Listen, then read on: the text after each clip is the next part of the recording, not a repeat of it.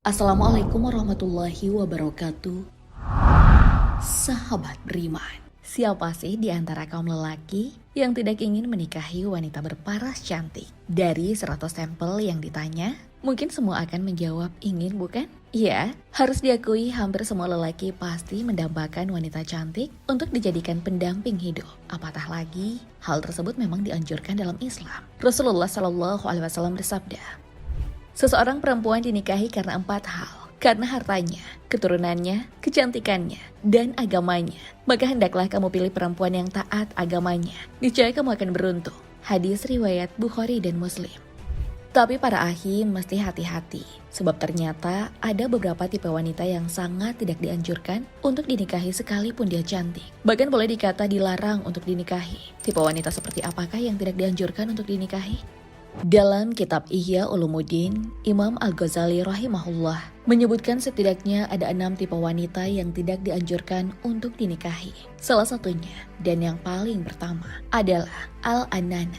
Wanita Al-Anana digambarkan sebagai wanita yang suka mengeluh dan mengadu. Dilarangnya menikahi wanita tipe ini, karena disebut-sebut akan membuat kehidupan rumah tangga sulit mencapai keadaan sakinah. Sebab, mengeluh adalah salah satu sifat kurang pandai bersyukur yang seringkali menjadi penyebab lahirnya cekcok dan pertengkaran. Sementara mengadu, selalunya menjadi perusak hubungan, bukannya mendatangkan solusi dari tiap keadaan yang dihadapi. Mengeluh dan mengadu hanya akan menambah ketegangan, yang ujung-ujungnya menguras emosi suami. Syukur-syukur kalau si suami masih bisa mengontrol diri. Tapi bagaimana jika mereka tiba-tiba hilang kesabaran, sampai melakukan hal-hal di luar batas kewajaran? Saking tidak baiknya dua perkara ini, Rasulullah sampai pernah menegur dan menasehati anaknya, Fatimah, yang sewaktu-waktu mengeluh dan mengadu kepadanya. Kala itu, Fatimah merasa lelah dengan semua kesibukannya, mulai dari menggiling gandum sampai mengurusi pekerjaan rumah. Sementara suaminya, Ali bin Abi Thalib, tidak membelikan budak untuknya.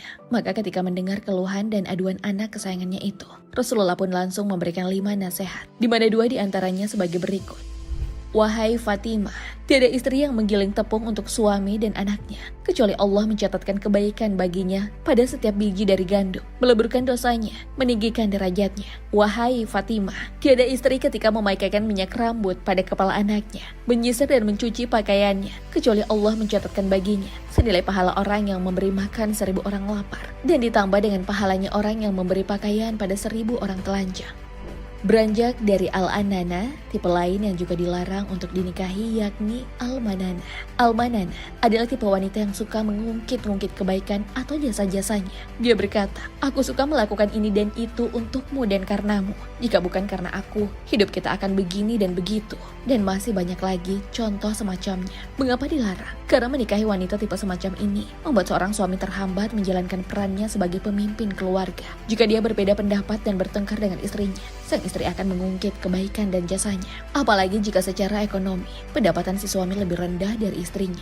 Maka pada titik ini, si suami terkadang merasa terpukul dan tidak berdaya. Selain itu, mengungkit kebaikan juga berbahaya bagi kehidupan akhirat keluarga. Bukankah setiap keluarga muslim pasti menginginkan bisa masuk surga bersama-sama? Sementara orang yang suka mengungkit kebaikan justru akan terancam menerima azab yang pedih. Dari Abu Dzar radhiyallahu anhu, Rasulullah shallallahu alaihi wasallam bersabda, ada 3 golongan manusia yang tidak akan diajak bicara oleh Allah di hari kiamat kelak, tidak akan diperhatikan dan tidak akan disucikan dosa-dosa mereka, dan mereka akan menerima azab yang pedih. Lalu Abu Dzar bertanya, siapa saja itu wahai Rasulullah? Sungguh golongan itu termasuk celaka dan merugi. Rasulullah shallallahu alaihi wasallam bersabda, yaitu orang yang memanjangkan pakaiannya melebihi mata kaki, orang yang selalu mengungkit-ungkit kebaikannya, dan orang yang melariskan barang dagangannya dengan sumpah palsu. Hadis riwayat Ibnu Majah. Selain Al-Anana dan Al-Manana, wanita bertipe Al-Hanana juga tidak dianjurkan untuk dinikahi. Al-Hanana adalah tipe wanita yang suka menceritakan dan membanggakan orang lain di depan suaminya dengan tujuan ingin membanding-bandingkan. Jika dia janda, dia akan membangga-banggakan mantan suaminya. Jika dia belum pernah menikah sebelumnya, dia akan membangga-banggakan ayahnya, saudara laki-lakinya, pamannya, atau mungkin teman-temannya. Atau kalau dia pernah pacaran sebelum menikah, dia akan membangga-banggakan mantan pacarnya. Biasanya wanita seperti ini akan membicarakan orang lain ketika suaminya dalam keadaan susah susah, di bawah atau berkekurangan. Makanya ia dinilai tidak layak dinikahi karena cenderung meremehkan nikmat Allah. Syukur-syukur kalau tujuan membicarakan orang itu untuk memotivasi agar suaminya bisa lebih baik dan lebih semangat. Tapi kalau untuk menghina, merendahkan atau membuat cemburu tentu merupakan pelanggaran. Sebab dalam Islam sendiri, kita sangat dilarang untuk membanding-bandingkan pasangan. Bagaimanapun kondisi pasangan kita, apalagi jika hal tersebut sebatas urusan dunia semata. Tipe selanjutnya yang juga dilarang untuk dinikahi adalah al-hadaqah. Tipe seperti ini bisa diartikan boros atau konsumtif. Jika wanita-wanita tipe sebelumnya menguras emosi suami, wanita tipe ini malah menguras kantong suami. Wanita semacam ini suka menghabiskan duit suami tanpa memikirkan asas kebutuhan dan manfaat. Pokoknya, apa yang diinginkan harus dibeli. Ada produk yang lagi tren atau hits, langsung minta dibelikan. Intinya, gemar menghamburkan uang untuk hal-hal tidak begitu penting. Ya, untung-untung jika pendapatan suaminya di atas rata-rata dan nominal belanjanya masih bisa di-cover. Tapi kalau cuma mengandalkan gaji bulanan standar, upah minimum pekerja di Indonesia, terus mau dipakai memenuhi keinginan imajinatif yang berlebihan, itu kan namanya menyiksa suami, bukan? Bagus kalau suaminya tidak sampai berpikir cari jalan haram demi memenuhi keinginan sang istri. Tapi kalau suaminya sudah halalkan segala cara, tentu bakal jadi masalah baru. Padahal, dalam ajaran Islam, sudah ditekankan sedemikian rupa agar seseorang tidak berlaku boros, sekalipun ia banyak harta. Karena boros atau menghambur-hamburkan harta secara berlebihan, apalagi tidak pada tempat yang semestinya, merupakan perbuatan yang tidak disukai agama. Dan hal tersebut bisa membuat pelakunya tercelah lagi menyesal. Dan janganlah engkau jadikan tanganmu terbelenggu pada lehermu. Dan jangan pula engkau terlalu mengelurkannya. Nanti kamu menjadi tercela dan menyesal. Al-Quran, Surah Al-Isra, ayat 29.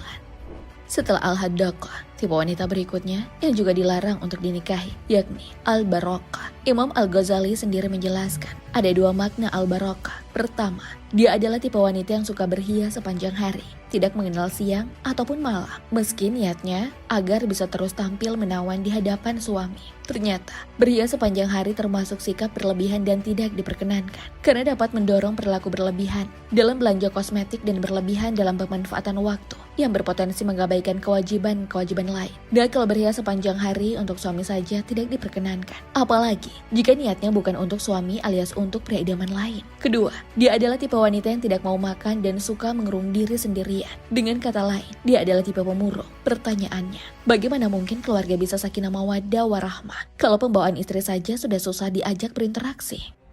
Tipe wanita terakhir yang tak ketinggalan adalah asyadaqah. Secara bahasa, asyadaqah artinya lebar sudut mulutnya. Dengan kata lain, dia adalah tipe wanita yang nyinyir dan banyak bicara. Setiap hal yang selalu dikomentari dan komentarnya pun cenderung tidak bermanfaat. Dilarangnya menikahi tipe wanita seperti ini karena dikhawatirkan akan sulit bagi suami menemukan kedamaian di dalam rumah tangga. Sebab semua sifat, sikap dan perilaku suami akan selalu menjadi sasaran nyinyir sang istri. Maka dari itu, Islam sangat menekankan para akhi agar lebih selektif dalam memilih pasangan hidup semati. Bukan hanya melihat sisi kecantikan parasnya saja, tapi semua komponen pendukung lainnya. Karena buat apa cantik fisik kalau dia berperangai buruk? Toh ujung-ujungnya akan mendatangkan penyesalan juga. Apalagi kalau si wanita tersebut nampak rada-rada tidak setia alias tukang selingkuh. Mending cepat-cepat dicoret ya dari daftar seleksi. Sebaliknya biarpun tidak terlalu cantik, kalau ia memiliki sifat, perangai, dan akhlak terpuji, pasti lebih menyenangkan dan menenangkan hati. Apalagi kalau agamanya juga oke.